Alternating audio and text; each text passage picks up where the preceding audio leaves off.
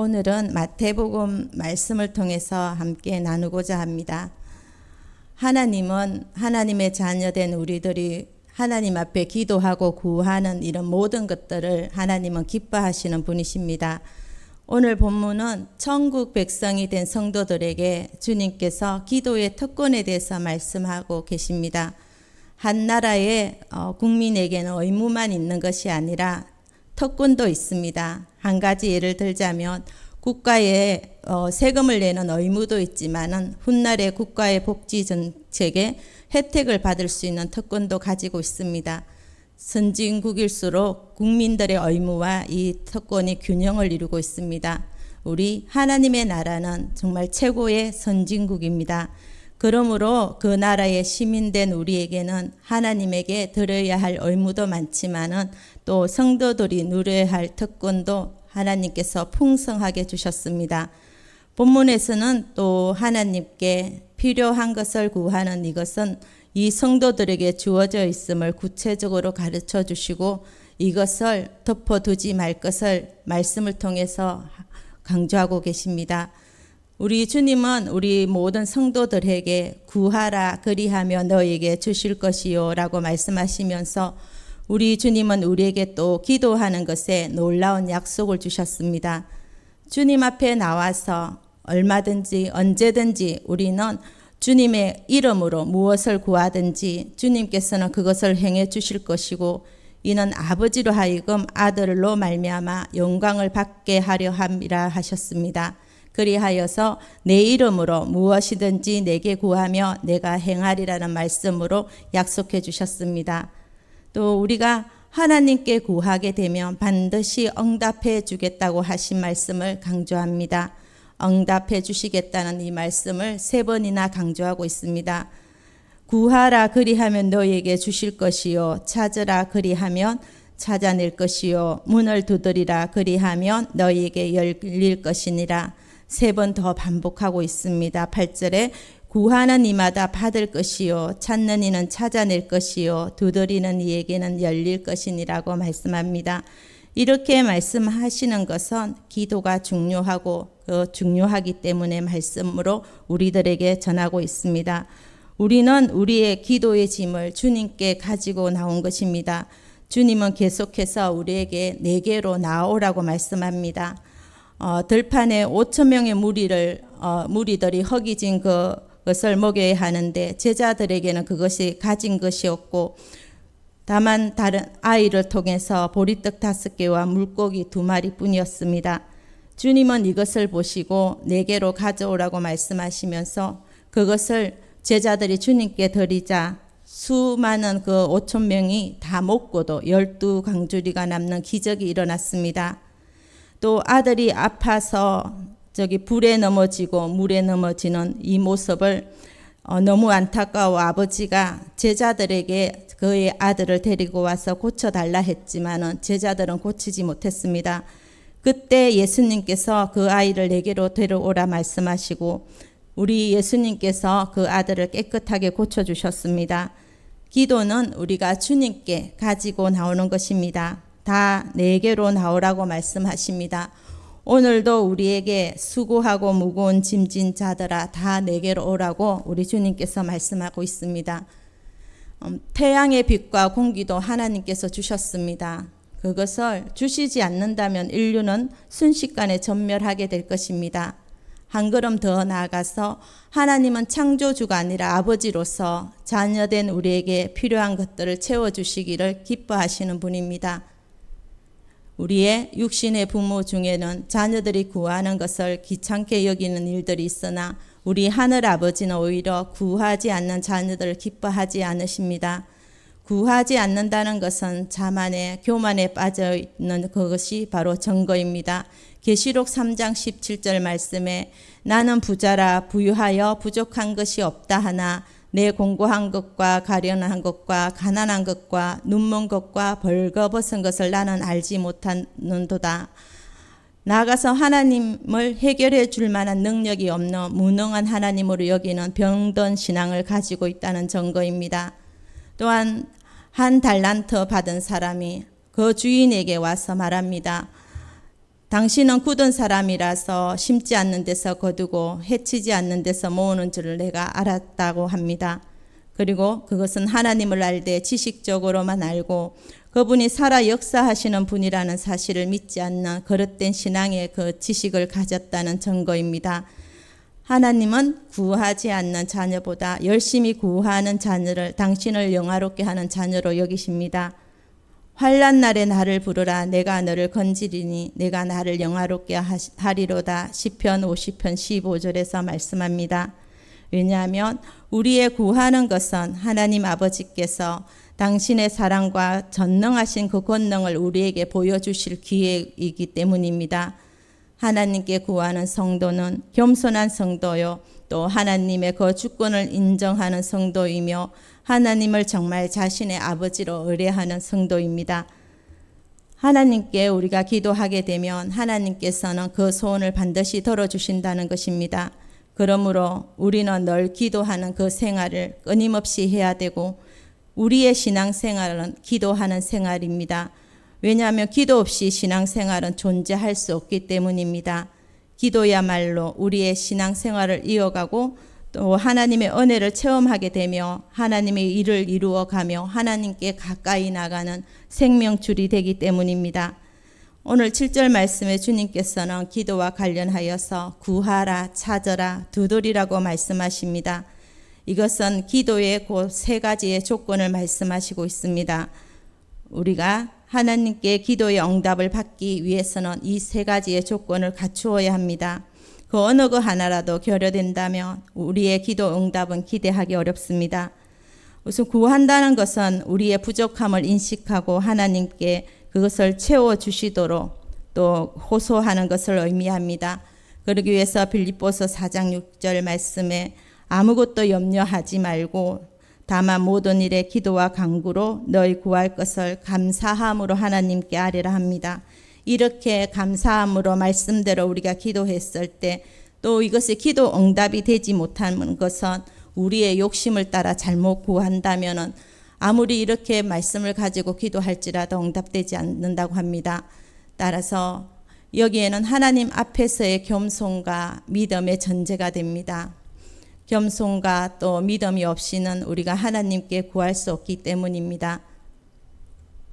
찾는다는 것은 우리가 또 하나님께 그저 간구하고 호소하는 그것으로 그치지 않고 자신의 필요를 충족시키기 위해서 또 우리 스스로도 노력하는 것을 의미합니다. 마치 이삭의 아내를 구하기 위해서 하란에 도착한 아브라함의 종이 아브라함이 하나님 여호와 앞에서 오늘 나에게 순조롭게 만나게 하사 내 주인 아브라함의 은혜를 베푸소서라고 기도한 후에 이삭의 아내를 찾아 길을 나선 것과 같은 행동하는 것을 말하고 있습니다. 또한 두드린다는 것은 구한 것이 이루어지기까지 믿음으로 바라며 기다리는 것을 의미합니다. 이는 마치 야곱이 야복 강가에서 천사와 씨름할 때 끝까지 잡고 놓아주지 아니한 것과 같습니다. 이렇듯 우리는 구하고 찾고 또 두드리는 기도만이 응답을 받을 수 있습니다. 구하기는 하되 찾지 않거나 구하고 찾기는 하되 두드리지 않기에 우리는 응답을 받을 수가 없습니다. 기도에 대한 특권에 대한 명령을 반드시 찾으라는 겁니다. 여기에서 찾으란 말의 원뜻은 사모하고 갈망하다의 의미입니다. 시편의 기자는 여호와의 증거를 가지고 전심으로 여호와를 구하는 자는 복이 있다고 말씀하고 있습니다. 또 그리스도께서는 너희는 먼저 그의 나라와 그의 의를 구하라고 말씀하셨습니다. 사람은 그가 갈망하고 추구하는 것을 보고 그 사람의 가치관이나 의식 수준을 알 수 있습니다. 돈을 갈망하고 또 돈 버는 일을 또 나가는 이는 장사꾼입니다. 좋은 보석을 찾고 애쓰는 자는 분명히 보석상일 것입니다. 진리보다 우선 먹을 떡을 찾는 사람은 불신앙입니다. 하나님과 그 나라의 의를 찾기에 힘쓰며 그것을 얻기를 갈망하는 사람들은 성도입니다. 의에 줄이고 목마른 자는 복이 있나니 저희가 배부를 것이라고 주님께서 말씀하셨습니다. 하나님을 알면 알수록 우리가 진리를 깨달으면 깨달을수록 그것을 더욱 갈망하는 사람이 정말 믿음의 사람 그리스도인입니다. 왜냐하면 하나님과 그 진리는 무한하기 때문입니다. 알고 배울수록 그 깊이와 높이와 넓이를 가늠하기 어려우며 또 찾고 찾을수록 배울수록 더 사모할 것이 많다는 사실을 우리는 절감하게 되기 때문입니다. 간절한 기도가 반드시 응답받습니다. 우리 주님께서 명하신 말씀은 두드리고 또 두드리라는 것입니다. 그런데 이 두드리란 말은 소리나게 여러 번 치는 그것을 행동을 가리키고 있습니다. 하나님은 우리에게 무엇이든지 간절한 마음으로 구하는 자세를 원하십니다. 잠언 8장 17절을 보게 되면 나를 간절히 찾는 자가 나를 만날 것이라고 말씀하였습니다. 8절 말씀에 구하고 찾고 두드리는 성도는 다 응답을 반드시 받게 되리라고 주님이 약속해 주셨습니다. 아버지 하나님의 그 주권과 그 사랑을 믿고 또 하나님을 찾는 자세로 더 구체적이며 간결하게 쓸 것과 필요한 것을 구하는 성도들에게 하나님께서 반드시 응답해 주신다고 합니다.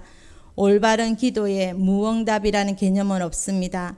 이사야 58장 9절 말씀을 보게 되면은 내가 부를 때에는 나 여호와가 응답하겠고 내가 부르짖을 때에는 말하기를 내가 여기 있다 하리라 하셨고 또 요한복음 15장 7절에서 주님은 말씀합니다.